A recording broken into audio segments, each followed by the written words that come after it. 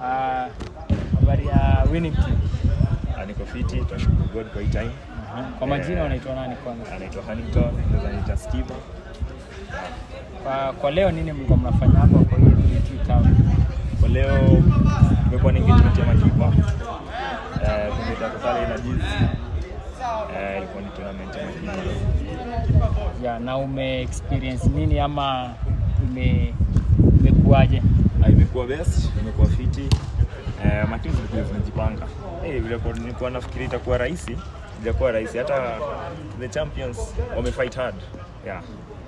Maybe kwa hizo timu umecheza nazo, maybe zilikuwa gani baadhi ya gani? Tumekuwa na South Africa, Morocco, Tunisia na Senegal. To the keepers wakicheza ndani, maybe unaweza sema umeona nini ama kuna improvement yoyote kwa wao makipa wakicheza ndani? First watu wanajetimu makipa wakicheza ndani. But nimeona touch iko, scoring, hiyo agency, awareness wako top. So kwa leo ndio uemerge kuwa winner na bado top scorer wa tournament. Nini umefeel? Ama nini challenge gani ulikuwa nayo kikampo hii tournament leo? First nilifikiri itakuwa rahisi. Opponent wamekuja wamekaza meno.